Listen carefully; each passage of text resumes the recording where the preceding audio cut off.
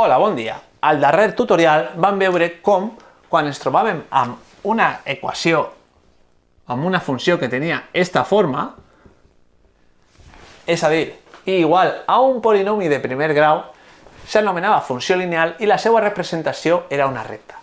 A esta equació s'anomenava, esta és la equació explícita de la recta. Avui veurem com podem trobar l'equació de la recta a partir del pendent i d'un punt per el que passa, perquè recordem que aquest era el punt de tall de l'eix de les is. Per tant, quan ens donen altres tipus de dades, és a dir, un punt i el pendent, anem a veure quina equació podem emprar. I aquesta equació és l'equació punt pendent. Doncs,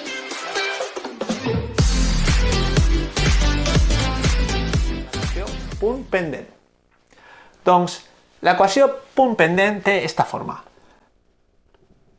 on m, com ja sabem, o vos podeu imaginar, és el pendent i el punt per el que passa la recta és el x sub 0 i sub 0. És a dir, que si a mi me donen aquestes dues dades, jo puc trobar automàticament l'equació d'aquesta recta.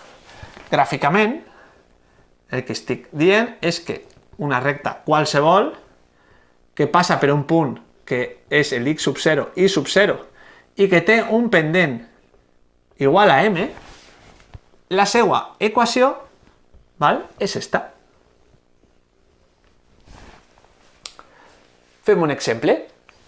Per exemple, si me diuen que el punt de pas d'una recta qualsevol és, i vaig a dibuixar així, me diuen que passa per el punt, imagineu que aquest és el punt 5, 3, i que té un pendent molt baixet, que quan avança una unitat, l'increment de les is és només d'un quint. Doncs l'equació d'esta recta seria, aplicant esta fórmula, i igual a i sub 0, recordeu, és el punt de pas, està referit, aquest és el punt de pas de la meva recta, per tant, així el que hem d'identificar és que si aquest és el meu punt, el que és x sub 0 seria 5, seria l'abscissa del punt per el que passa la recta, i sub 0 és igual a 3, que seria l'ordenada del punt de pas de la meva recta. Per tant, l'equació de la recta és i igual a i sub 0, que en aquest cas i sub 0, com hem dit, és 3, més el pendent, que és un quint, per x menys x sub 0. Simplement hem de substituir. Aquesta seria l'equació d'esta recta. Podem operar, podem deixar l'expressió un poquet més apanyada, multiplicar un quint per x, però no seria necessari.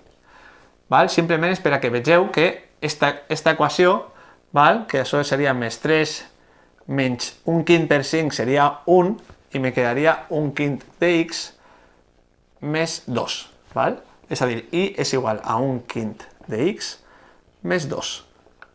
Esta seria la forma explícita de l'equació de la recta, que és la que vam veure l'últim dia, i aquesta seria la forma punt pendent, l'equació punt pendent de la recta.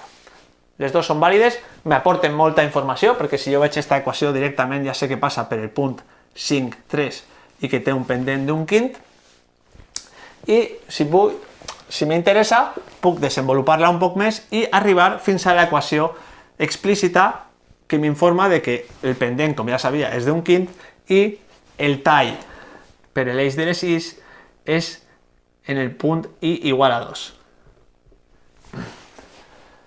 Doncs, molt bé, simplement això és el que volia contar-vos.